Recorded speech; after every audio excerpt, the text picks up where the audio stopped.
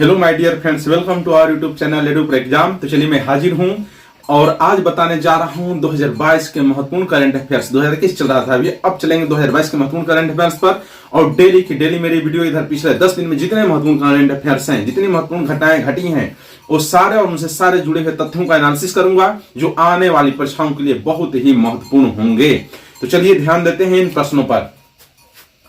यह पहला प्रश्न है, किस केंद्रीय मंत्रालय ने 6G तकनीक पर 6 टास्क फोर्स का गठन किया है? पहला प्रश्न है, किस केंद्रीय मंत्रालय ने 6G तकनीक पर 6 टास्क फोर्स का गठन किया है? याद रखना है, संचार मंत्रालय ने। संचार मंत्रालय ने 6G तकनीक पर 6 टास्क फोर्स का गठन किया है। इसके बारे में क्यों किया है मैं बता देता हूं। दरअसल भारतीय संचार सरकार चाहती है, संचार मंत्रालय चाहता है कि अभी तो भारत में 5G ही पूरी तरह से लॉन्च नहीं हुआ है, 2-3 शहरों में ही तो अब जान ही रहे हैं। तो चाह रहा है 6G पर पहले से ही काम किया जाए, जिससे दुनिया के साथ ही उसे भारत में भी लॉन्च कर दिया जाए।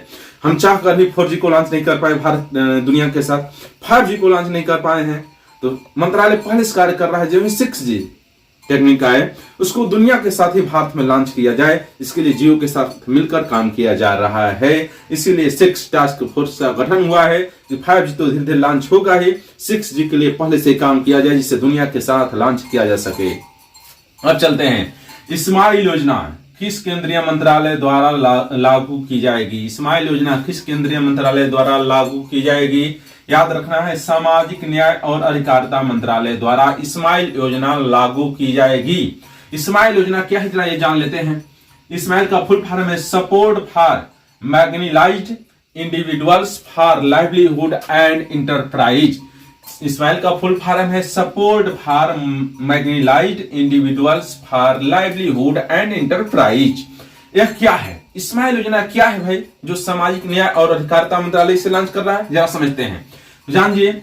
स्माइल एक छात्र योजना है जिसमें ट्रांसजेंडर व्यक्तियों और भीख मांगने वाले व्यक्तियों, ट्रांसजेंडर व्यक्तियों और भीख मांगने वाले व्यक्तियों के कल्याण के लिए 2 योजनाएं इस स्माइल योजना में शामिल है। पहला है, इस योजना में उनके पुनर्वास, चिकित्सा सुविधाएं, परामर्श, शिक्षा और कौशल विकास शामिल होंगे, जो ट्रांसजेंडर और भीख मांगने वाले आदमियों को दिए जाएंगे।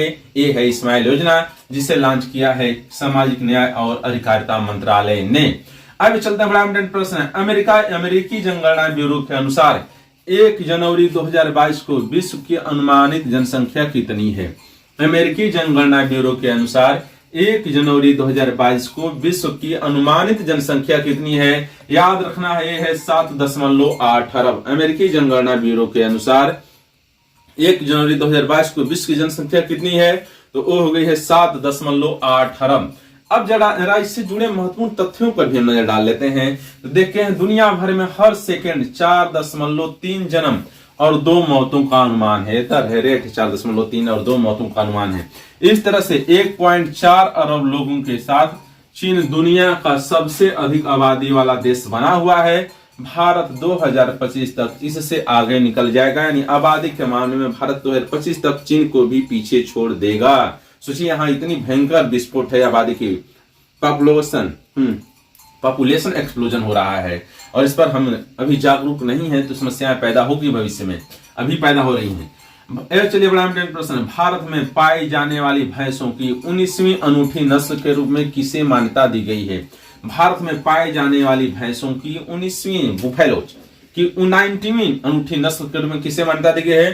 तो उस नस्ल का नाम है मांडा भैंस। मांडा भैंस को भारत में पाई जाने वाली भैंस की नस्लों में 19वीं नस्ल के रूप में मान्यता दी गई है। यह कहाँ पाई जाती है?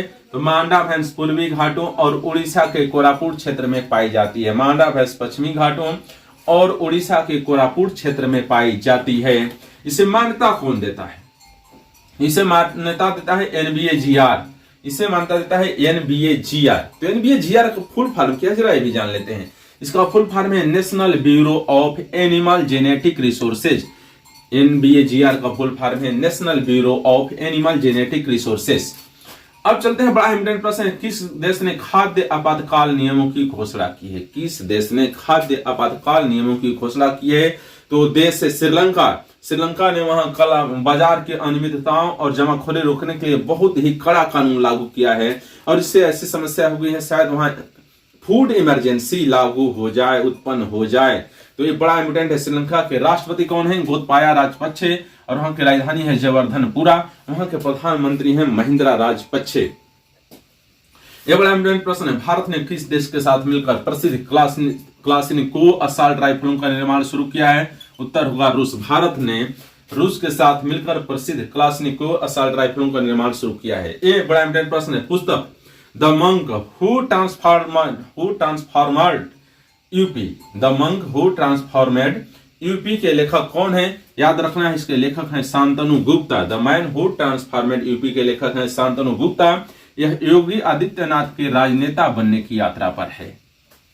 अब चलते हैं, हाल ही में दुनिया का सबसे बड़ा और शक्तिशाली अंतरिक्ष दूरबीन किसने लॉन्च किया है और उस दूरबीन का क्या नाम है? हाल ही में दुनिया का सबसे बड़ा और सबसे शक्तिशाली अंतरिक्ष दूरबीन किसने लॉन्च किया और दूरबीन का क्या नाम है? टेलीस्कोप का तो जान जिससे लॉन्च किया है नासा ने, और इस दूरबीन का नाम है जेम्स वेब स्पेस टेलीस्कोप, जो 25 दिसंबर 2021 को लॉन्च किया गया है। इस दूरबीन का नाम है James Webb space telescope. James Webb space telescope, इसे 25 दिसंबर 2021 को लॉन्च किया गया है। याद रखना बड़ा इंपोर्टेंट है। अब चलते हैं, द मोदी पुस्तक the Modi gambit decoding Modi 2.0 के लेखक कौन है? The Modi gambit decoding Modi 2.0 के लेखक कौन है? संजू वर्मा। अब चलते हैं, डीआरडीओ ने 1 जनवरी 2022 को अपना कौन सा स्थापना दिवस मनाया है? डीआरडीओ ने 1 जनवरी 2022 को अपना 64वां स्थापना दिवस मनाया है। कौन सा स्थापना दिवस मनाया है? 64वां स्थापना दिवस मनाया है। और ये भी ध्यान रखेंगे, डीआरडीओ का फुल फॉर्म है defence research and development organisation. इसकी स्थापना 1998 में हुई थी। इसका हेडक्वार्टर नई दिल्ली में है, और इसके सचिव जो हैं और अध्यक्ष जो हैं वो है, जानते हैं, जी सतीश रेड्डी। ये परीक्षा में बार बार पूछता है, तो ध्यान रखना है, बड़ा इंपोर्टेंट प्रश्न है। तो मैं समझता हूं, चलिए ये आपको अच्छे लगे होंगे। चलिए नए प्रश्नों पर। बड़ा इंपोर्टेंट प्रश्न है, कार्बी समझौता किसके बीच हुआ है? कार्बी समझौता किसके बीच हुआ है? याद रखना है, यह केंद्र सरकार और असम सरकार तथा असम के 5 विद्रोही समूहों के बीच हुआ है। कार्बी समझौता केंद्र सरकार, असम सरकार और कार्बी के 5 विद्रोही समूहों के बीच हुआ है। यह क्यों हुआ है कार्बी समझौता, आखिर क्या है, ये भी जान लेते हैं। यानी असम के कार्बी आंगलोंग क्षेत्र में वर्षों से जारी हिंसा को समाप्त करने के लिए यह समझौता हुआ है। दरअसल ये लोग अलग से असम में कार्बी आंगलोंग क्षेत्र को अलग राज्य बनाने की मांग कर रहे थे, स्वायत्तता की मांग कर रहे थे।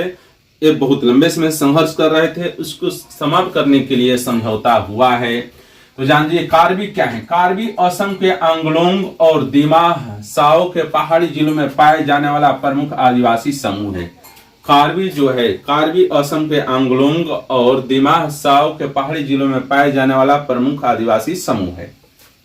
अब चलते हैं, बड़ा इंपोर्टेंट है, किस देश की सरकार ने जलवायु संकट से निपटने के लिए एक मंत्रालय का गठन किया है? किस देश की सरकार ने जलवायु संकट से निपटने के लिए एक मंत्रालय का गठन किया है?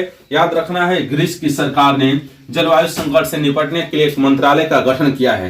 तो ये भी जान लेते हैं क्या समस्या आ गई कि ग्रीस की सरकार को मंत्रालय बनाना पड़ा जलवायु संकट से निपटने के लिए स्पेशल। तो जानिए, अभी यह निर्णय अभी हाल ही में व्यापक स्तर पर फैली वनाग्नि के मद्देनजर किया गया है। दरअसल देश में बहुत, ग्रीस में वनों में आग लग गई थी, और जिसकी वजह से वहां 1000 वर्ग किलोमीटर से ज्यादा जंगल नष्ट हो गए।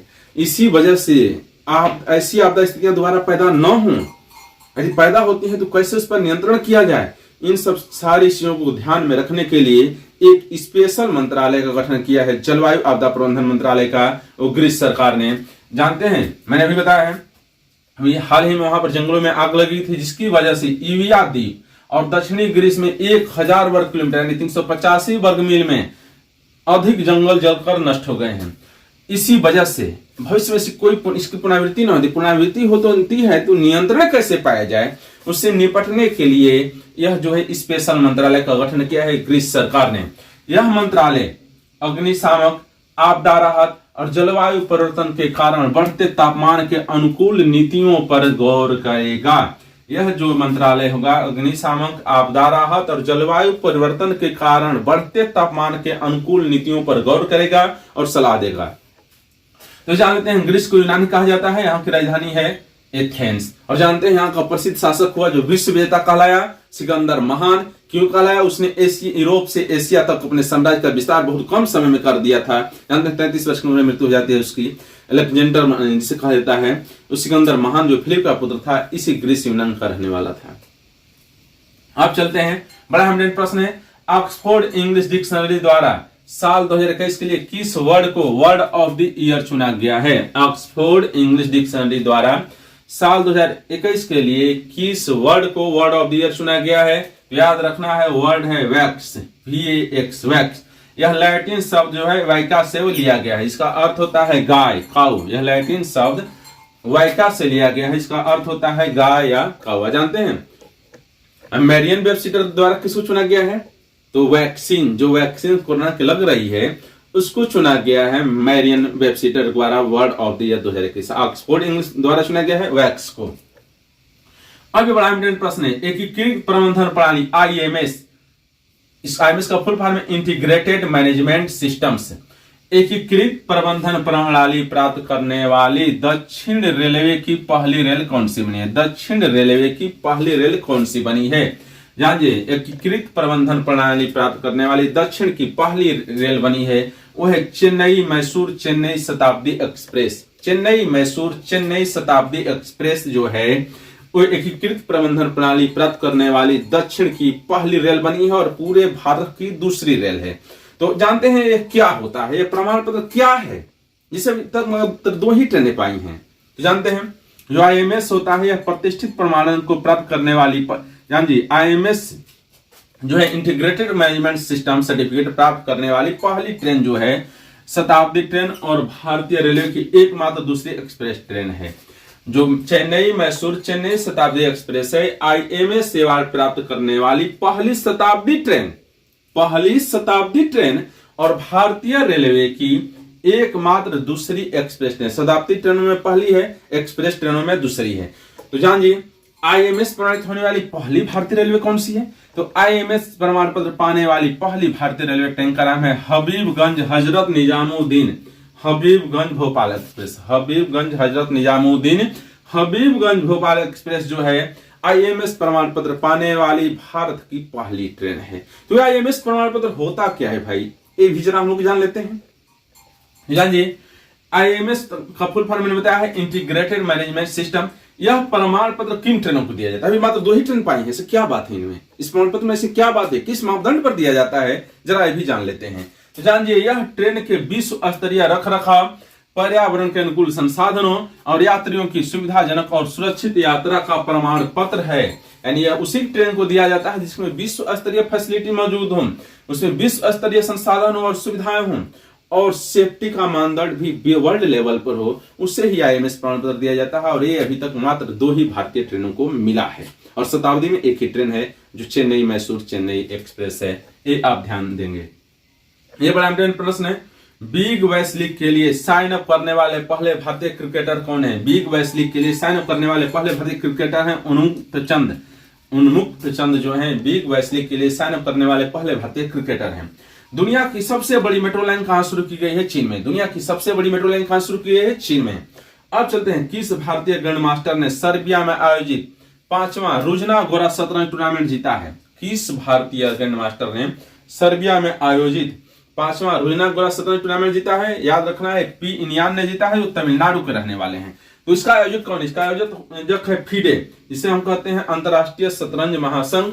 अंतरराष्ट्रीय शतरंज महासंघ की स्थापना हुई थी 1924 में पेरिस में, और अंतरराष्ट्रीय शतरंज महासंघ का हेडक्वार्टर है स्विट्जरलैंड के लुसाने में, और इसके वर्तमान अध्यक्ष है अकार्डी डोकोरविच। इसके वर्तमान अध्यक्ष है अकार्डी डोकोरविच। चलिए अन्य इंपॉर्टेंट प्रश्न जानिए, तो ध्यान दिए, बड़ा है।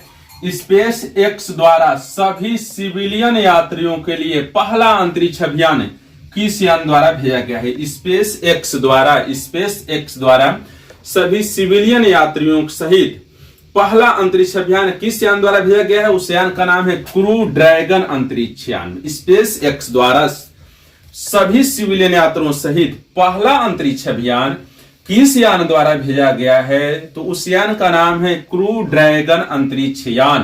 तो जानते हैं, पहले हम जान लेते हैं यह कैसे भेजा गया है। तो जानिए, जो अंतरिक्ष अभियान है अमेरिका के फ्लोरिडा में नासा के कैनेडी स्पेस सेंटर से 4 प्राइवेट नागरिकों को 3 दिन की यात्रा पर भेजा गया है। अमेरिका के फ्लोरिडा में नासा के कैनेडी स्पेस सेंटर से 4 प्राइवेट नागरिकों को 3 दिन की यात्रा पर भेजा गया है क्रू ड्रैगन अंतरिक्ष यान के द्वारा। इन 4 सीटों को फिनटेक कम, देखिए भेजने वाली कंपनी स्पेसएक्स, पर 4 सीट बहुत महंगे हैं, बहुत महंगे दामों पर, तो इन्हें खरीदा किसने? इन 4 सीटों को फिनटेक कंपनी, उस कंपनी का नाम है शिफ्ट फॉर पेमेंट्स के फाउंडर अमेरिकी अरबपति जेरेड इसाकमैन ने खरीदा है। इन 4 सीटों को fintech company shift for payments के संस्थापक अमेरिकी अरबपति जेरेड इसाकमैन ने खरीदा है और इसे नाम दिया गया है इंस्पिरेशन 4। इसे नाम दिया गया है इंस्पिरेशन 4। 4 सीटों को, जो 4 आदमी जा रहे हैं उस क्रू ड्रैगन अंतरिक्ष यान में, उसमें टोटल 4 सीटें हैं और उन 4 सीटों को फिनटेक कंपनी है, उसका फाउंडर है shift, fintech company shift for payments के फाउंडर हैं अमेरिकी अरबपति जेरेड इसाकमैन ने खरीदा है। इसे नाम दिया गया है इंस्पिरेशन 4। इसे नाम दिया गया है इंस्पिरेशन 4, जो 3 दिनों तक पृथ्वी की परिक्रमा करके अटलांटिक महासागर में उतरा। यह क्रू ड्रैगन अंतरिक्ष यान 3 दिनों तक पृथ्वी की परिक्रमा किया, जिसमें 4 सदस्य सवार थे। इसका नाम दिया गया था इंस्पिरेशन 4 और इस 4 सीटों को खरीदा था अमेरिकी अरबपति जेरेड इसाकमैन ने, जो शिफ्ट फॉर पेमेंट्स के फाउंडर हैं। Fintech company shift for payments के फाउंडर हैं। यह अंतरिक्ष में 3 दिनों तक परिक्रमा करने के बाद अटलांटिक महासागर में उतरा है। ध्यान रखना है, पूछता है किस महासागर में उतरा है? अटलांटिक महासागर में। इसे क्या नाम दिया गया? इसे नाम दिया गया है इंस्पिरेशन 4। तो यह जान लेते हैं स्पेसएक्स क्या है। स्पेसएक्स के फाउंडर जो है, सीईओ जो है, वो है एलन मस्क। 2002 में इन्होंने इसकी स्थापना की थी और अब जानते हैं इस समय दुनिया के सबसे धनी व्यक्ति हैं। इन्होंने अमेजोन के जेफ बेजोस को पीछे छोड़ दिया। टेस्ला भी इनकी कंपनी है जो कार बनाती है और इसका हेडक्वार्टर है अमेरिका कैलिफोर्निया में। इसका हेडक्वार्टर है अमेरिका के कैलिफोर्निया में। ये ध्यान रखना है, बड़ा है, महत्वपूर्ण है क्रू ड्रैगन अंतरिक्ष यान के द्वारा। तो यदि वीडियो पसंद आया हो तो आप चैनल को लाइक, सब्सक्राइब और शेयर कर दीजिए। बेल आइकन प्रेस कर दीजिए, हर आने वाला अपडेट आपको मिलता रहे। सीधे मिलते हैं फिर दूसरे दिन के लिए। Good night.